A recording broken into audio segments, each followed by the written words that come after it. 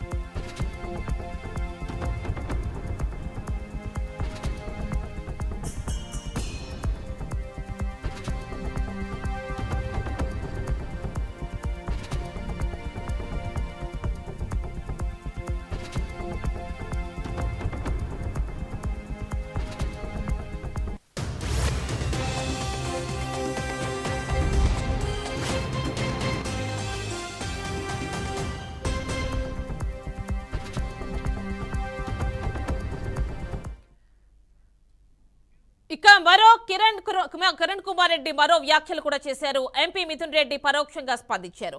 ఒక ఆయన 10 ఏళ్ల తర్వాత హైదరాబాద్ నుంచి ఎంపీగా పోటీ చేయడానికి సూట్ కేసుతో వచ్చారని విమర్శించారు.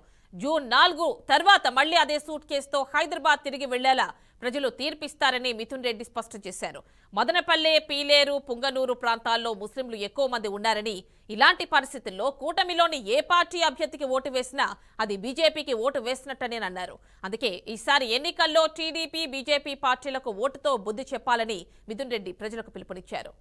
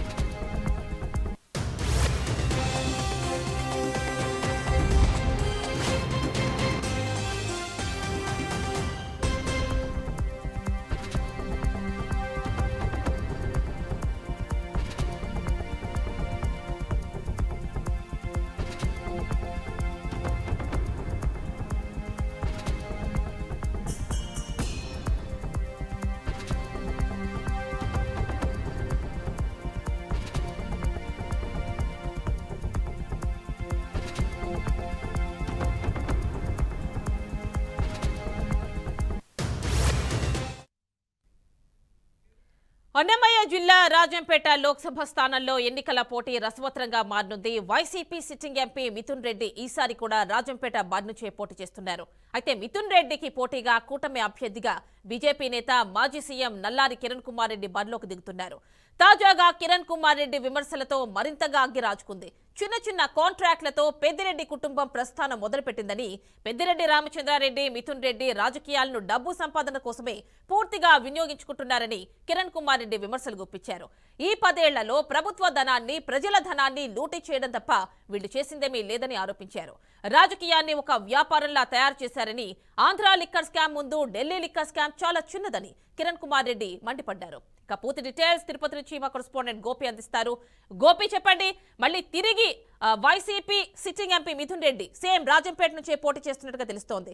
ఈ నేపథ్యంలోనే కూటమి నుంచి ఎక్స్ సీఎం ఎవరైతే మాజీ సీఎం ఉన్నారో ఉమ్మడి ఆంధ్రాకి సంబంధించి కిరణ్ కుమార్ రెడ్డి పోటీ చేస్తున్నట్టు తెలుస్తోంది ఎగనిస్ట్ గా కూటమి నుంచి. సో మరి ఈ నేపథ్యంలో రకరకాల వ్యాఖ్యలు, దానికి కౌంటర్స్ పడుతున్నాయి. డీటెయిల్స్ ఏమంటే అక్కడ ఏం జరుగుతుంది అసలు?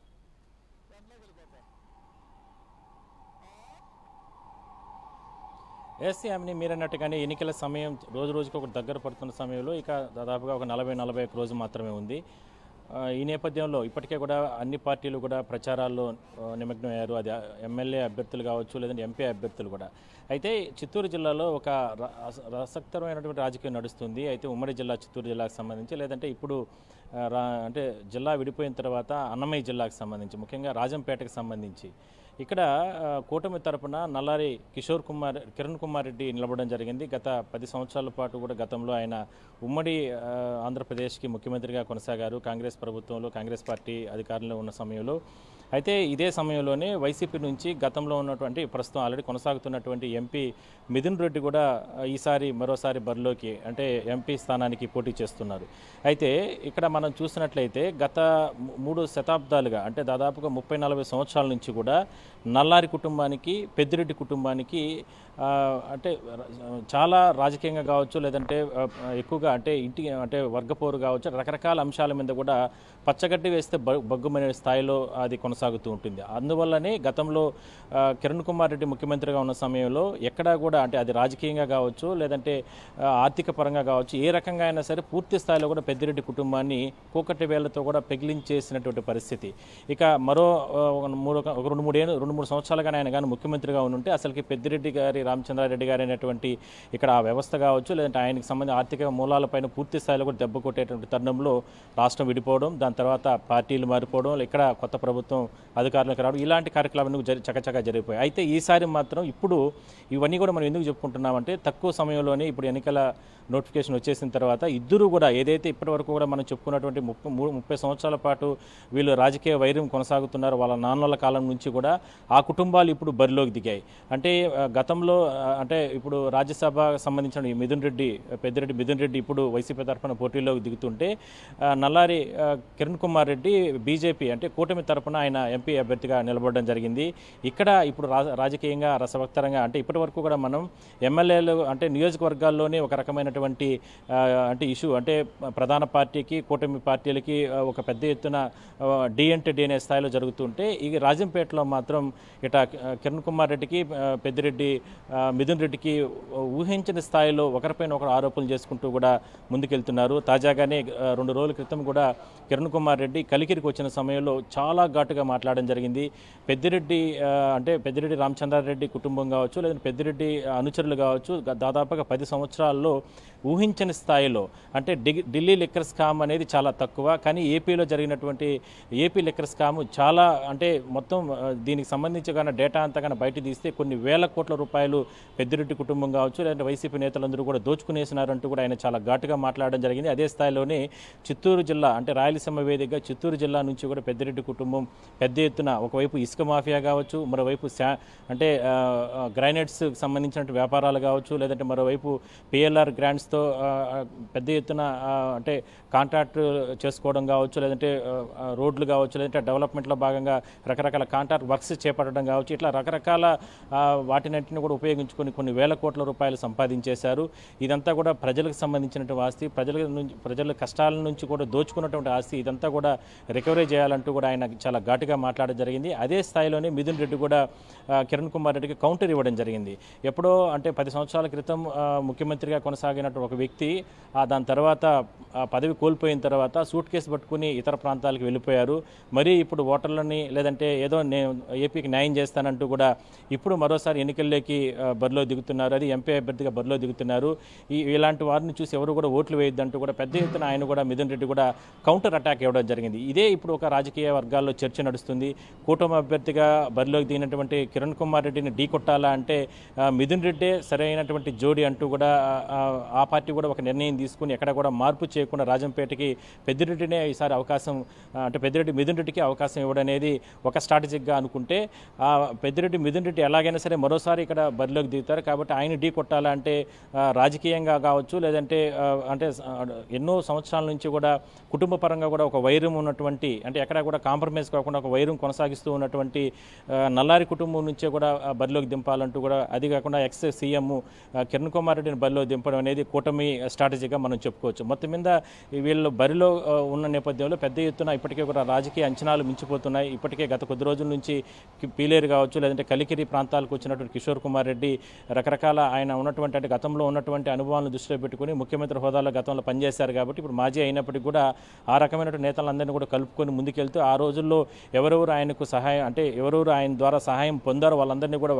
ఒక తాటిపైకి తీసుకొని వచ్చి వాళ్ళందరినీ కూడా తన గెలుపు కోసం ముందడుగు వేస్తుంటే గత 10 సంవత్సరాల నుంచి కూడా సుదీర్ఘమైన రాజకీయంలో ఉన్నటువంటి పెద్దిరెడ్డి కుటుంబం మిథున్ రెడ్డితో ఎనలేనటువంటి సంబంధాలు పెట్టుకున్నటువంటి పెద్ద రాజకీయ పండితులందరూ కూడా వాళ్ళందరూ కూడా మరోసారి ఎక్కడ కూడా అంటే ఎటువంటి ఇబ్బందులు లేకుండా వాళ్ళందరినీ ఒక తాటిపైకి తీసుకొని వచ్చి ఎట్టి పరిస్థితుల్లోని ఈసారి రాజంపేట ఎంపీ సీటుని వైసీపీని కైవసం చేసుకునే విధంగా మిథున్ రెడ్డి ముందుకెళ్తున్నారు.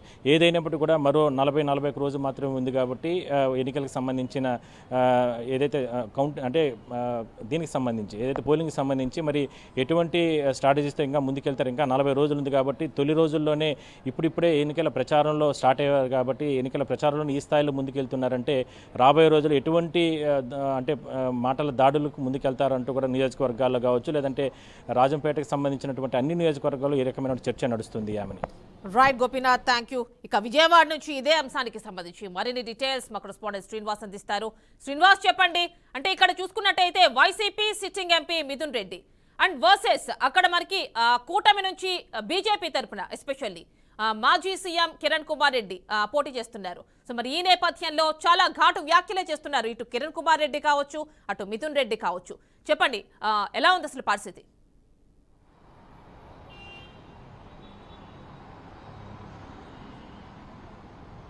అంటే ఇటు మిథున్ రెడ్డికి సంబంధించి కిరణ్ కుమార్ రెడ్డికి సంబంధించి మనం చూసినట్లయితే కనుక ఇక్కడ అత్యధికంగా పై చేయి సాధించేటువంటి అవకాశాలు ఎక్కువ కిరణ్ కుమార్ రెడ్డికే కనిపించేటువంటి పరిస్థితులు ఉన్నాయి. ఎందుకంటే ఉమ్మడి ఆంధ్రప్రదేశ్కి దాదాపుగా 3.5-4 సంవత్సరాలు ముఖ్యమంత్రి చేసినటువంటి అనుభవమే కాకుండా రాష్ట్రంలో అంటే ఉమ్మడి రాష్ట్రానికి సంబంధించినటువంటి అన్ని అంశాల్లో కూడా కిరణ్ కుమార్ రెడ్డికి అనుభవం ఉందని చెప్పుకోవచ్చు. అయితే మిథున్ రెడ్డికి అదేవిధంగా పెద్దిరెడ్డి రామచంద్రారెడ్డి ఆ అంశాన్ని మనకు చూసినట్లయితే రాయలసీమ ప్రాంతంలో పూర్తి స్థాయిలో ఇప్పుడు అంటే గతంలో ఉన్నటువంటి ఏదైతే పరిస్థితులు ఉన్నాయో మిథున్ రెడ్డిగా అంటే అనుకూల పరిస్థితులు ఏవైతే ఉన్నాయో ఇప్పుడు వాటిని వ్యతిరేక పరిస్థితులు కూడా చెప్పుకోవచ్చు. కూటమి తర్వాత వచ్చినటువంటి మార్పులు చేర్పులు కావచ్చు, కూటమి తర్వాత జరుగుతున్నటువంటి కొన్ని రాజకీయ సమీకరణాలు కావచ్చు, ఇవన్నింటినీ కనుక దగ్గరగా చూస్తే కనుక కూటమికి సంబంధించినటువంటి పలు అంశాలు అంటే రాజకీయంగా ప్రజలకి రాజకీయంగా అక్కడ ఉన్నటువంటి రాజకీయంగా వర్గాలు ఉన్నప్పటికీ కూడా రాజకీయంగా ఎన్నో విభేదాలు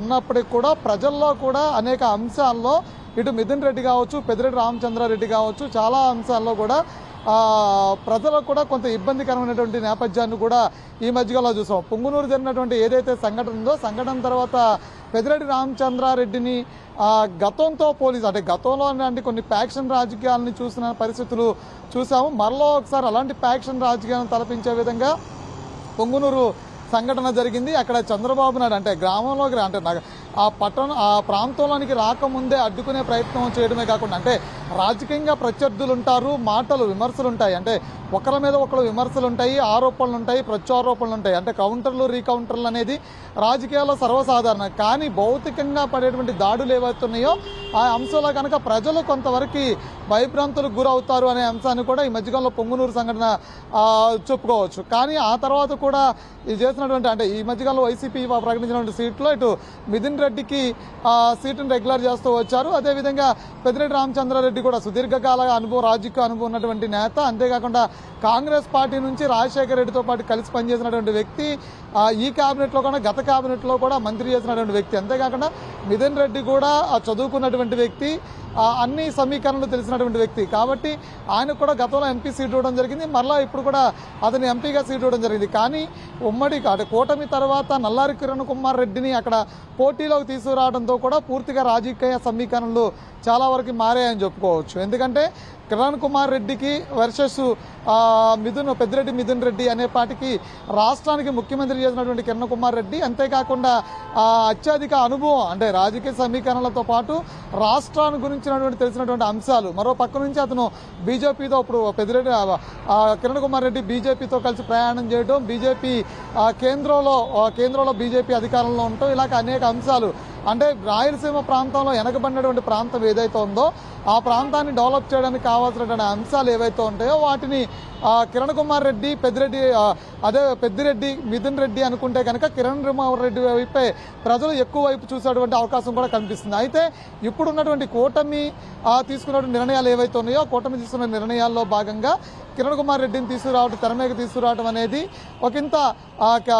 అంటే పొలిటికల్ గా ఒక స్ట్రాటజీ, మంచి స్ట్రాటజీని ఫాలో అయిందని చెప్పుకోవచ్చు. అయితే స్థానికంగా బలంగా చూసినట్లయితే కనుక మిథున్ రెడ్డి కూడా అదే స్థాయిలో బలంగా ఉన్నాడు. కానీ ఇక్కడ గతం నుంచి చూసినట్లయితే కనుక ఇటు కిరణ్ కుమార్ రెడ్డి కుటుంబాలకి ఇటు పెద్దిరెడ్డి కుటుంబాలకి కూడా చాలా మధ్య వర్గపోరు ఉన్నది కూడా గతంలో కూడా కొన్ని సందర్భాల్లో చూసాము.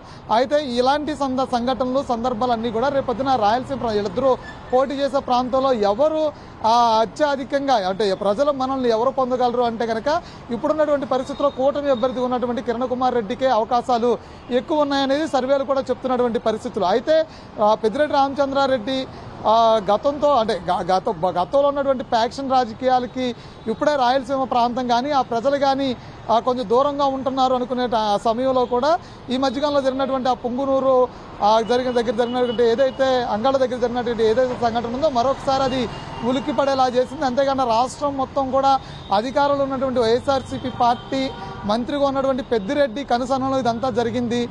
ఒక మాజీ ముఖ్యమంత్రి అదేవిధంగా ఒక ప్రతిపక్ష నేత ప్రాంతంలో అంటే ఆ ప్రాంతంలోకి రావడాన్ని ఎందుకు అడ్డుకోవాల్సి వస్తుంది? అంతేకాకుండా అప్పుడు నిరంకుశంగా వన్ సైడ్ ఒకళ్ళ మీద కేసులు పెట్టడాలు కానీ వీటన్నిటినీ కూడా పరిశీలించి చూస్తే కనుక కొంతవరకు ఆ అంశాలని ప్రజలు అక్కడ స్థానికంగా ఉండే ప్రజలకు ఇబ్బంది కలిగినటువంటి పరిస్థితులు కూడా చెప్పుకోవచ్చు. ఏదైనప్పుడు కూడా ఇటు మిథున్ రెడ్డి కిరణ్ కుమార్ రెడ్డి అంశంలో మాత్రం పూర్తి స్థాయిలో మిథున్ రెడ్డి పై చేస్తాడా కిరణ్ కుమార్ రెడ్డి పై చేస్తాడా అంటే ప్రస్తుత పరిస్థితుల్లో చూస్తే కనుక కిరణ్ కుమార్ రెడ్డికి సుదీర్ఘ అనుభవం ఉందని చెప్పుకోవచ్చు. అంతేకాకుండా ఉమ్మడి రాష్ట్రానికి ముఖ్యమంత్రి చేసినటువంటి అనుభవం కూడా ఉంది కాబట్టి ఆయన పై చేసి సాధించడంలో పెద్ద ఆశ్చర్యం కూడా లేదనేది సర్వేలు చెప్తున్నటువంటి పరిస్థితి. ఇలాంటి పరిస్థితుల్లో కనుక చూస్తే కనుక మిథున్ రెడ్డి ఇలాంటి అంటే ఎప్పుడైతే ప్రజల్లో అనైతికంగా కొంత ఇబ్బందికరమైనటువంటి పరిస్థితులు ఎదుర్కొంటారో అలాంటప్పుడు ఇలాంటి సంఘటనలు ఎదురవుతాయని కూడా చెప్పుకోవచ్చు. శ్రీనివాస్, ఇక్కడ మనం చూసుకున్నట్లయితే ఎలాంటి వ్యూహాలు అక్కడ వాళ్ళు ప్లే చేసే అవకాశం ఉంది? ఎందుకంటే కిరణ్ కుమార్ రెడ్డి వ్యాఖ్యలు చూసుకున్నట్లయితే ఎప్పుడో అంటే చిన్న చిన్న కాంట్రాక్ట్లు చేసుకుంటూ ఈ స్థాయికి వచ్చింది పెద్దిరెడ్డి కుటుంబం అని చెప్పి తీవ్ర వ్యాఖ్యలే చేస్తున్నారు. అండ్ ఈ 10 సంవత్సరాల్లో చూసుకుంటే ఢిల్లీ లిక్కర్ స్కామ్ ని తలదన్నేలా ఆంధ్ర లిక్కర్ స్కామ్ ని చేశారు, దానివల్ల ప్రయోజనం పొందారు ఇటు పెద్దిరెడ్డి కుటుంబం కావచ్చు ఇంకా వాళ్ళ అనుయాయులు కావచ్చు అంటూ కూడా తీవ్ర వ్యాఖ్యలు చేశారు. మరి ఇటు మిథున్ రెడ్డి కూడా పెద్దిరెడ్డి కూడా తక్కువ గేమ్ కౌంటర్ ఇవ్వలేదు. మరి ఈ నేపథ్యంలో ఇవే ఎజెండాగా ముందుకు వెళ్తున్నారా లేదంటే ఇంకేమన్నా ఉన్నాయా?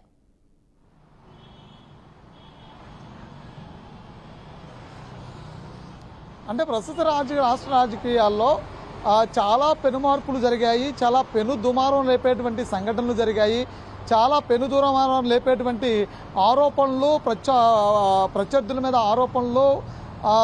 ఆరోపణలు ప్రత్యారోపణలు కూడా నడుస్తూనే ఉన్నాయి ఇప్పటికి కూడా.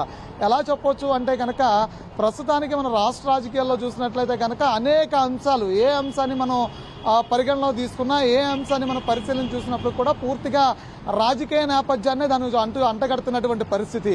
అంటే అంటే ఇటు సోషల్ మీడియా ద్వారా కావచ్చు ప్రతిదానికి కూడా చాలా సందర్భాల్లో కూడా ఎక్కువ ప్రత్యర్థుల మీద దాడులు చేసే సందర్భంలో ఎక్కువ ఆరోపణలు చేస్తున్నటువంటి నేపథ్యాన్ని కూడా చూస్తున్నాం. దానిలో భాగంగానే అధికార వైసీపీలో ఉన్నటువంటి నేతలు ఎవరైతే ఉన్నారో వాళ్ళు అందులో అందివేశం చేయగా కనిపిస్తున్నారు, అందులో చాలా ముందున్నారని కూడా చెప్పుకోవచ్చు. ఎందుకంటే ఏ సంఘటన ఎక్కడ జరిగినప్పుడు కూడా అధికారంలో లేనటువంటి ప్రతిపక్ష పార్టీలకి దాన్ని ఆపాదించేటువంటి ప్రయత్నం చేయడం, అదేంతేకాకుండా ప్రతిపక్ష పార్టీల మీద బురద జల్లేటువంటి ప్రయత్నాలు చేయడం అధికార పార్టీలో ఉన్నటువంటి నేతలు చేస్తున్నటువంటి పరిస్థితి. అదేవిధంగా వాళ్ళు చేస్తున్నటువంటి ఆరోపణలు ఏవైతున్నాయో వాటిని తిప్పికొట్టేటువంటి క్రమంలో ఇటు ప్రతిపక్షాలు కూడా అదే విధంగా స్పందిస్తున్నటువంటి నేపథ్యాన్ని చూస్తున్నాం. ఇప్పుడు liquor scam Andhra liquor scam చూసినప్పుడు కూడా ఇది కూడా అదే రేంజ్లో జరుగుతుంది. ఎందుకంటే గతంలో మంత్రిగా చేసినటువంటి పెద్దిరెడ్డి రామచంద్రారెడ్డి అదేవిధంగా ఇప్పుడు మైనింగ్ శాఖ మంత్రిగా కూడా కొనసాగుతున్నటువంటి నేపథ్యం.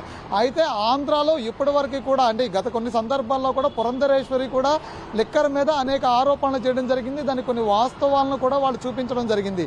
అదేవిధంగా ఇప్పుడు ప్రతిపక్ష పార్టీలు ఏవైతే ఉన్నాయో ఆంధ్రప్రదేశ్లో నడుస్తున్నటువంటి లిక్కర్ దందా ఏదైతే ఉందో దాని మీద పెద్ద ఎత్తున ప్రజల్లోకి తీసుకెళ్లినటువంటి పరిస్థితులు లిక్కర్కి సంబంధించినటువంటి పూర్తి స్థాయిలో స్థాయిలో అక్రమ అంటే ఆ నాసి రకం మద్యాన్ని విక్రయిస్తూ ఇటు డిజిటల్ పేమెంట్స్ కూడా లేకుండా పూర్తి స్థాయిలో లిక్కర్ని ఎలా దిగుమతి చేస్తున్నారు, ఆ డిస్టిలరీస్ ఎలా వాడుతున్నారు, దానికి సంబంధించినటువంటి పెద్దిరెడ్డి కుటుంబ సభ్యులు ఎవరెవరు అందులో ఉన్నారు, వాళ్ళకి సంబంధించిన కంపెనీల నుంచి ఏ డిస్టిలరీస్ వస్తున్నాయి, దాన్ని ఎక్కడా కలుపుతున్నారు, ఏ బ్రాండ్లు ఇక్కడ తీసుకొస్తున్నారు, ఆ బ్రాండ్ని ఎలా అమ్ముతున్నారు, అసలు ఎంత బ్రాండ్ని ఎంత లిక్కర్ని ఇక్కడ తీసుకుంటున్నారు, ఎంతవరకు అమ్ముతున్నారు, దానికి సంబంధించినటువంటి ఒక షీటు ఏదైతే ఉంటుందో ప్రతిరోజు మనం బార్ షాప్లో కానీ వైన్ షాప్లో కానీ చూస్తే కనుక కంపల్సరీ కూడా ఒక షీట్ వేస్తుంటారు.